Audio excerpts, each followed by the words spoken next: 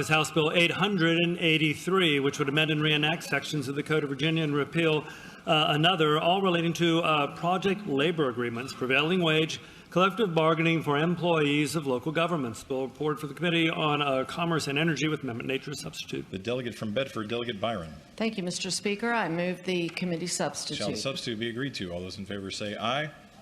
Those opposed, no. The substitute's agreed to. The delegate from Bedford. Thank you, Mr. Speaker. I'll try for the short version since I think everyone knows what this bill does. The legislation repeals current law that allows for mandatory project labor agreements, prevailing wage requirements for state public contracts, and local government collective bargaining. I move that the bill be engrossed and passed on to its third reading. The delegate from Alexandria, Delegate Bennett-Parker. Thank you, Mr. Speaker. Speaking to the bill. The delegate has the floor. Thank you, Mr. Speaker. Having served on the Alexandria City Council, I have a unique perspective on this bill to share. Mayor, when we unanimously passed a collective bargaining ordinance last year after listening to our community. Now I represent 3 jurisdictions, all of which have chosen to pass collective bargaining ordinances. They not only voted to pass these ordinances, but they did so overwhelmingly. 2 did so unanimously, and the third was a 9-to-1 vote.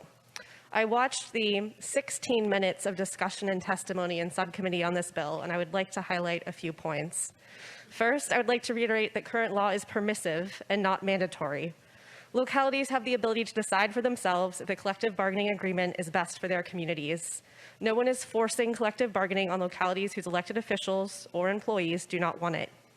My community overwhelmingly supports collective bargaining. We received numerous emails from residents, our taxpayers, urging us to pass an ordinance, and many testified in support at a number of public meetings over the course of months. It was because of this support that we committed significant time and resources, which included hiring staff to implement this agreement. Our taxpayers wrote and spoke in support of our firefighters, our police officers, and our essential employees who kept our city running, including those who pick up our trash, clean our streets, stock our library shelves, and help our vulnerable residents.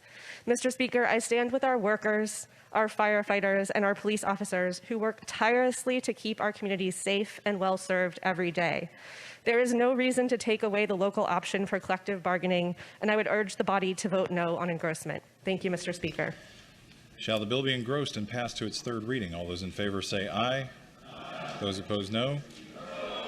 The bill is engrossed and passed to its third reading.